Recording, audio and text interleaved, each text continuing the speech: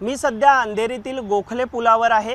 गोखले पूल हा 26 फेब्रुवारी रोजी एक मार्गिका सुरू करण्यात आलेली आहे। गेले 2 वर्ष हा पूल बंद होता, त्यामुळे सर्वसामान्यांना मनस्ताप, ट्रॅफिक त्रास आणि त्या सर्वसामान्यांचा पैसा देखील खर्च झाला।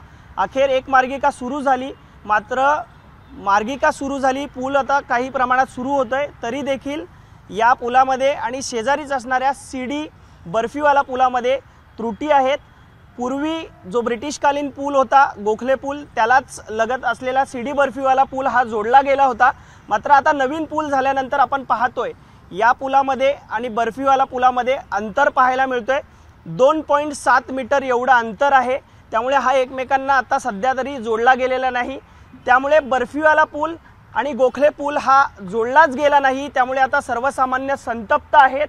पुन्हा हा करोडो रुपये खर्च करून गोखले पूल बांधण्यात आला खरा, मात्र सीडी बर्फीवाला पुलाचं काय असा प्रश्न आता सर्वसामान्य उपस्थित करतायत। त्यामुळे सीडी बर्फीवाला पुलासंदर्भात VJTIच्या तज्ञांचा अहवाल घेतला जाईल आणि हा ब्रिज कसा जोडता येईल याचा सध्या अभ्यास करत आहोत असं महापालिकेच्या वतीने सांगण्यात आलंय।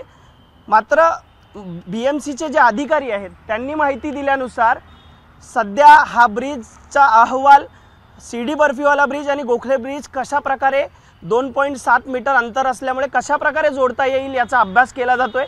अहवाल आल्यानंतर याबाबत निर्णय घेतला जाईल असं सांगण्यात येतंय। मात्र सूत्रांच्या माहितीनुसार गोखले ब्रिज हा करोडो रुपये खर्च करून बांधण्यात आला खरा, मात्र आता हे दोन्ही पूल मॅच न झाल्यामुळे पुन्हा एकदा सीडी बर्फीवाला पूल हा 50 मीटर तोडण्यात येणार असल्याची माहिती सूत्रांनी दिलेली आहे आणि त्यामुळे सर्वसामान्यांचा पुन्हा एकदा 100 कोटी रुपये खर्च होणार आहेत। पुन्हा एकदा सर्वसामान्यांना त्रासाला सामोरं जावं लागणार आहे, कारण काही काळ हा ब्रिज बांधेपर्यंत हा ब्रिज बंद असणार आहे। त्यामुळे सर्वसामान्य याला जबाबदार कोण असा प्रश्न उपस्थित करत आहेत। कॅमेरामन अनिल पवारसह मी अल्पेश करकरे, ABP माझा, मुंबई। ABP माझा, उघडा डोळे बघा नीट।